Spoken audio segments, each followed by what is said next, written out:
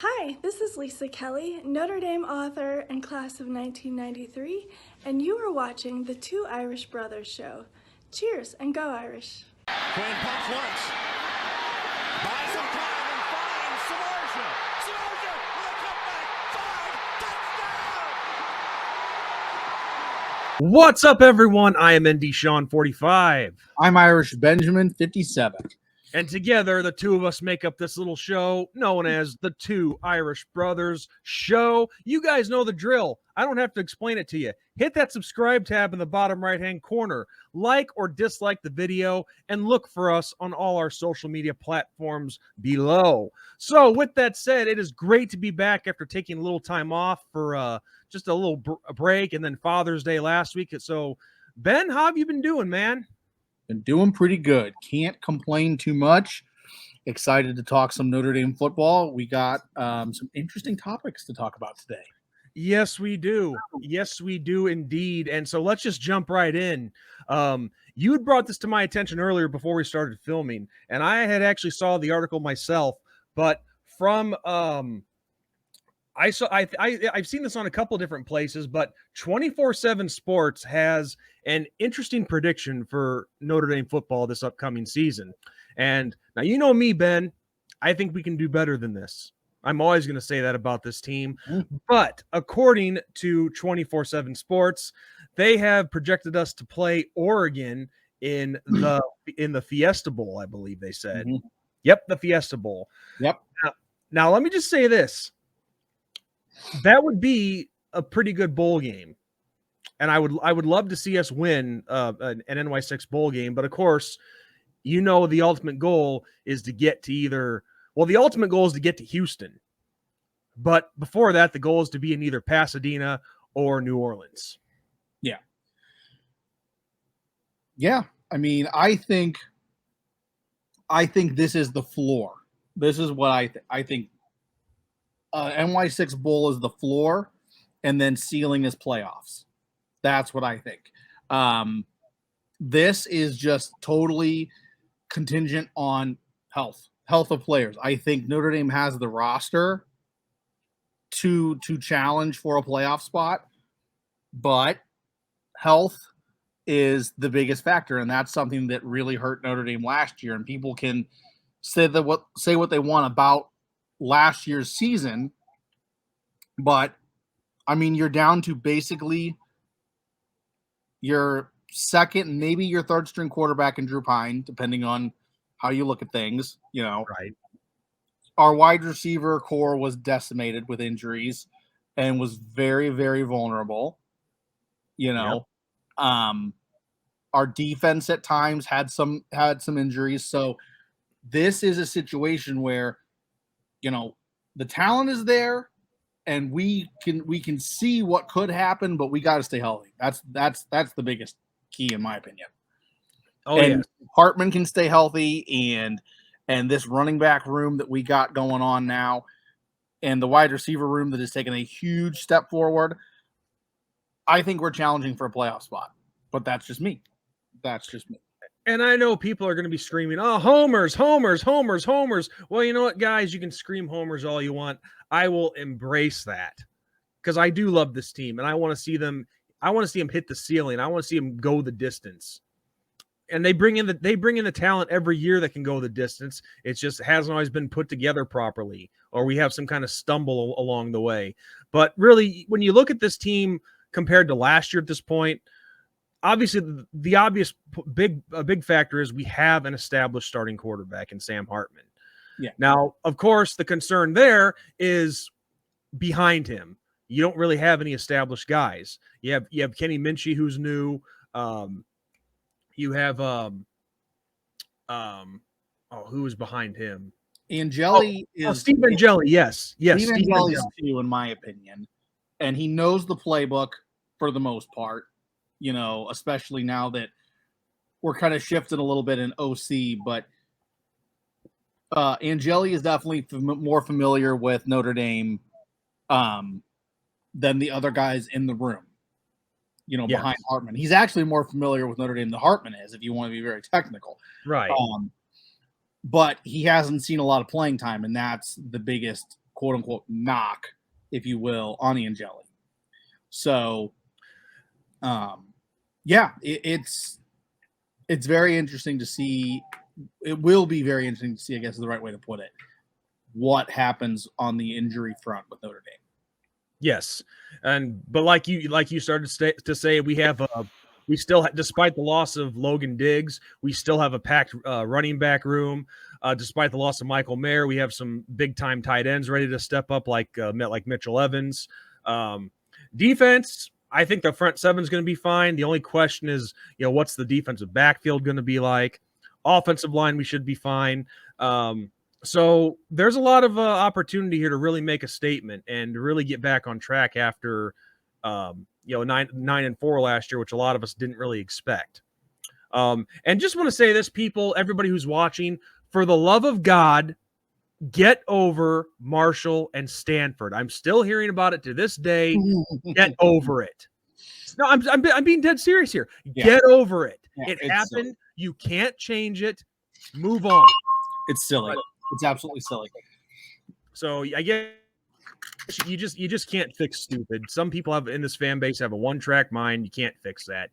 But anyway, talking about this potential matchup, and I don't know if anybody should really say anything, whether it's a big-time media outlet or even people as small as us.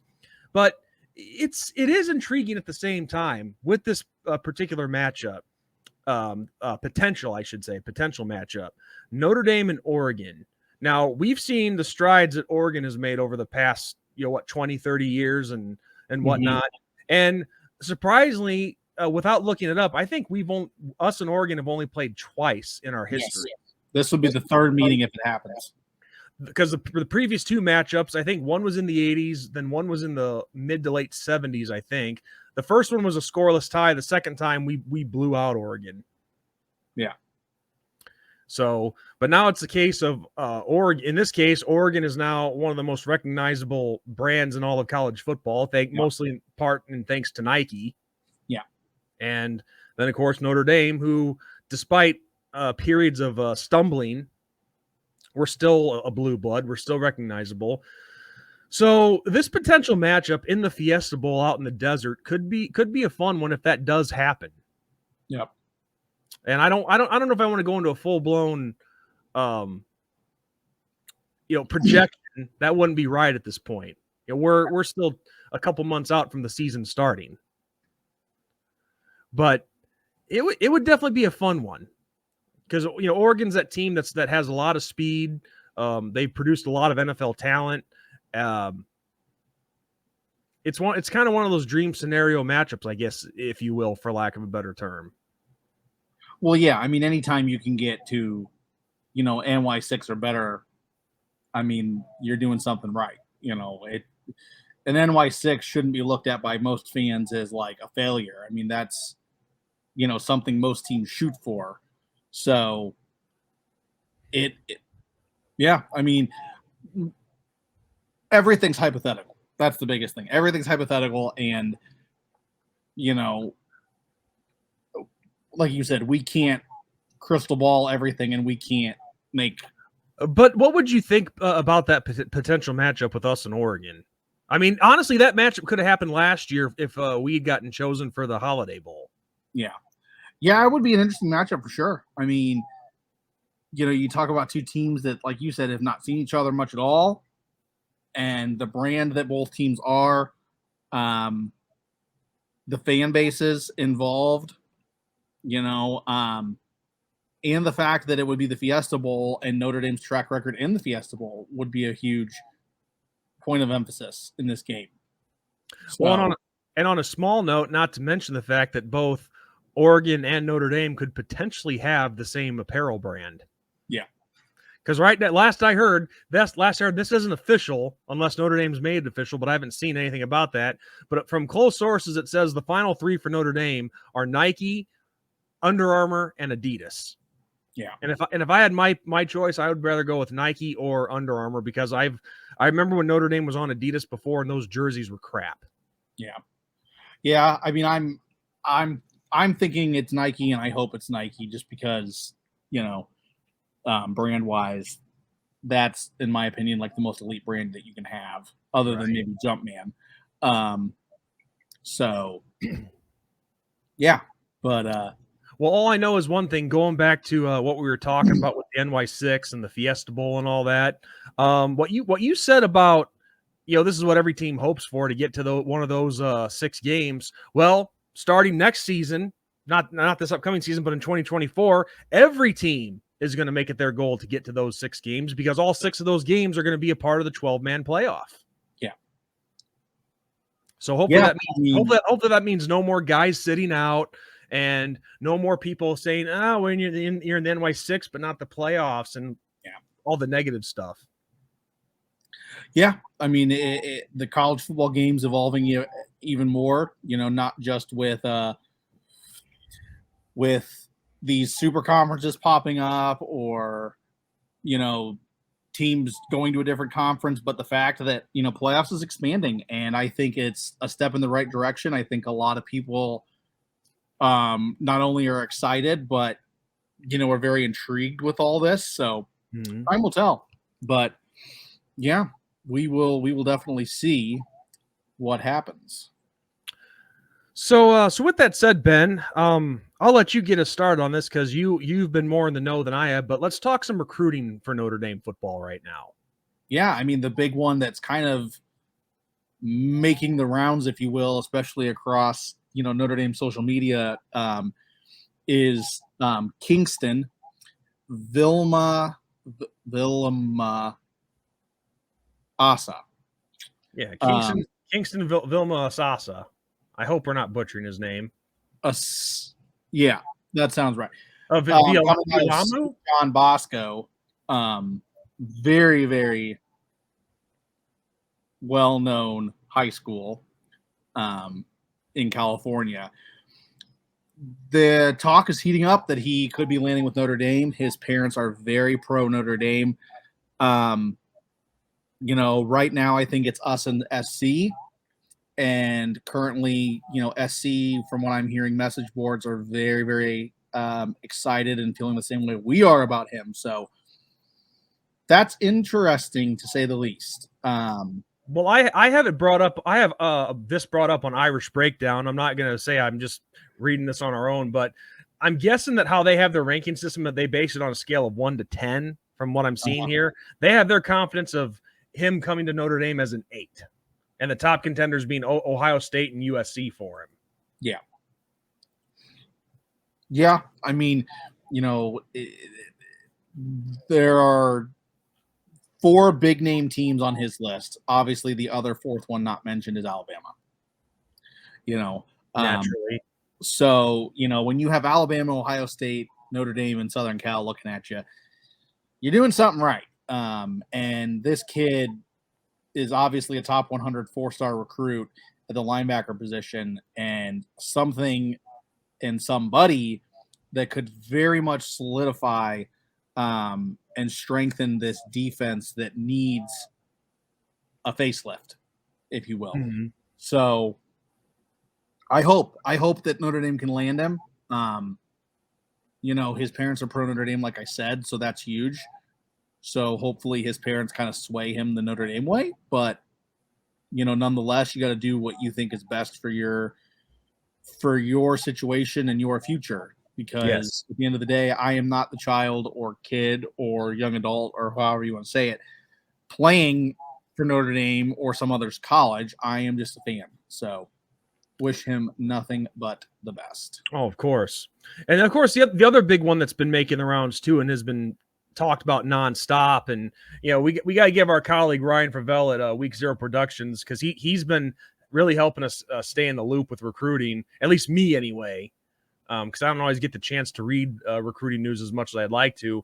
But this I do know. Justin Scott, defensive lineman, he has been all over the place from what I've been seeing, and now it sounds like it sounds like he was strong on Miami, but it now sounds like Miami could possibly be out for him.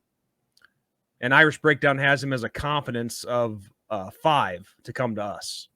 So the halfway point. Yeah.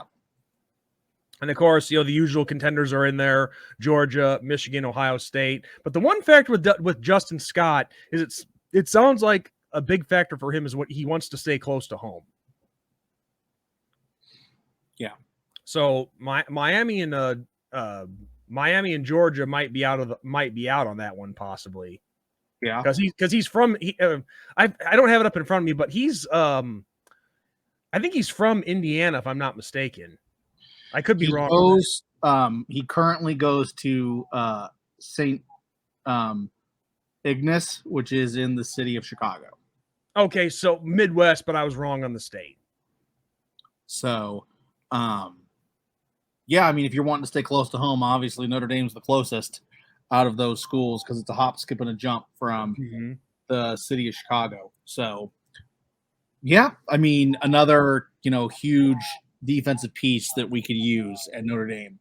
But like I said, time will tell, and it's all about what these kids need to do for themselves, not us. So yes, and then of course you have a bunch of other guys that are big keys. Like we have Caleb Beasley, the cornerback.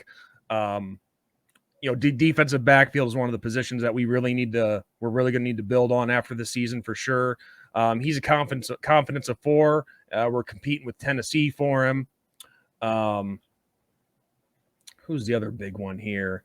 Carter Nelson, tight end. He's a confidence, according to Irish Breakdown, of 6 out of 10. Mm-hmm. But you'd like to think, though, with Jared Parker, who was the tight ends coach, that would be enticing to him enough. But we'll see. I don't have the best breakdown right now, but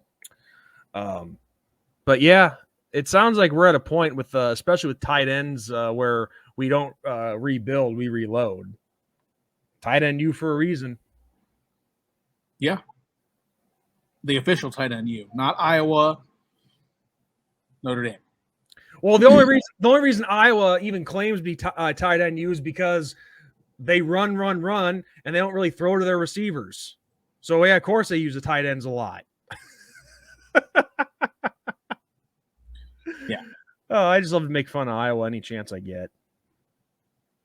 Because I grew up right by the Iowa border. But yeah, this, hopefully we can finish out this recruiting season strong. We are 62 days away from Notre Dame football. 62 days. Think about that for a second. We are really, really close to Notre Dame football. Well, it feels like the year just started. I mean, it's been moving fast. And, obviously we have a lot of hype surrounding this first game because it's played in Ireland. I'm going to be there. So can't wait for that. It's going to be crazy, absolutely crazy. The last time we went to Ireland and played Navy, it was a very good. I was there for that. So I hope that's a nice little repeat. Not going to take away too much from stuff we have in the future, but obviously Navy's a big question mark, man. They got a new coach. What way is he going to take this program? It'll be a very interesting game for sure. So, yeah. I just can't wait. On the horizon. Exciting things on the horizon for sure. Oh, absolutely. And at the time of filming this, just a real quick note here that's non-Notre Dame. The USFL, one half of the championship game is set. The Pittsburgh Maulers. The Pittsburgh Maulers are going to represent the North Division in the USFL championship. The South Division championship is being played tonight. Between the Breakers and the Birmingham Stallions. I'm kind of at a toss-up for that one, but all I know is it should be a lot of fun. But with that said, Ben, is there anything else you'd like to add to the Notre Dame news? I got nothing. Same here. I was rewatching the spring game last night, and yeah, that drive is building up, man. So I can't wait for it. Yeah. So with that said, everyone, as I said in the little short that I made, we could possibly have some changes coming to this channel, but I'm not going to spill anything just yet because nothing is official, and you don't want to jump the gun on anything. Nope. So with that said, I'm Indy Sean 45. I'm Irish Benjamin 57. And as we always say, good night, God bless, and go Irish. Go Irish.